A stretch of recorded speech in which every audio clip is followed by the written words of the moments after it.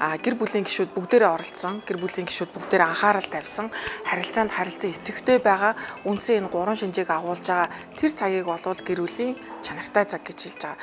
Бие биендээ харилцан идэвхтэй байгаа, харилцан нөлөөлсөн бүгднгийнх нь анхаарал бие биендээ одоо хүртээмжтэй байгаа тийм цаг хугацааг хэлж байна гэж ингэж ойлгож байна.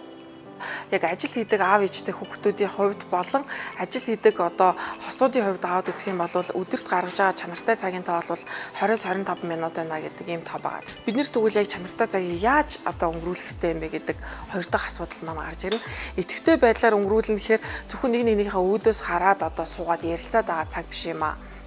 Одоо хүүхдтэйгээ хамт хоол хийж байгаа, гэр бүлээрээ хамт хоолоо ихдээ тусалцж байгаа байдал за гэр орныхын тав тухтай байдлыг бүгдээрээ нийлээд хангаж байгаа байдал ч гэдэг юм уу. Ийм байдлаар одоо ойлгох хэрэгтэй. Жишээлбэл зөв даалгавар хийлгэж зурх анхаарлыг нь зөв төвлөрүүлэх. Энэ үедээ яах вэ гэхээр уцаа унтраах, зургатаа унтраах, анхаарал одоо сарниулах зүйлээс татгалзах ч гэдэг юм уу.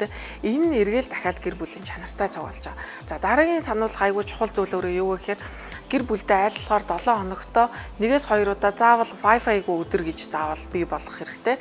Гэр бүлдээ тэр зүйлээ гаргаж чадаагүй, гэр бүлдээ нэг нэгнийгээ сонсож чадаагүй хүн буцаад ажлын байран дээр очиод ерөөсөө тайван сайхан байж чаддаггүй. Өөрөө гэрийнхээ стрессийг жишээлбэл ажил дээр гаргадаг ч гэдэг юм уу.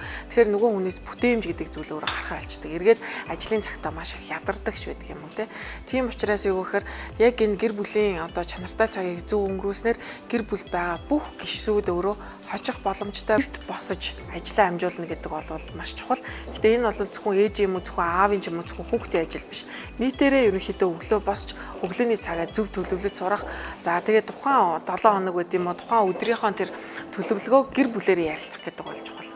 Тэгэхээр амралтын өдрүүдийг ерөнхийдөө яг яаж өнгөрүүлэх вэ гэхээр амралтын өдрүүдийг ихэвчлэн зөвхөн Монгол гэр бүлүүдийг ажиглаад хахад тухайн өдрийнхөө байдлыг харж жагаад гинт ерөнхийдөө шийдэх ийм хандлагатай байдаг. Ирч хийдээд одоо хүүхдүүдэд бас зөв хүлээлтийг үүсгэх юм бол хүүхдүүд ч гэсэн тэрэнд өөрөө бэлтгэгдэж сурдаг. Өөрөөр хэлбэл цаг төлөвлөх, дараагийн юмаа төлөвлөх гэдэг юм маань аав ээжтэйгээ ярилцсан чи дараагийн 7 хоногийн хагасаа жишээлбэл аав ээжтэйгээ гэр бүлэрээ тийм зүйл хийш өгөхөд хүүхэд эргээд дахиад тэрийг зөв төлөвлөж багаасаа одоо төлөвлөгөөнд сурах бол бололцоон тэндээс бас бүрддэг гэж ойлгож байна. Санаа тавих, анхаарал хандуулах, халамжлах гэдэг маань чанартай цагийн бас нэг ийм хэлбэр агуулга нь өөрөө явж байгаа. За баярлалаа.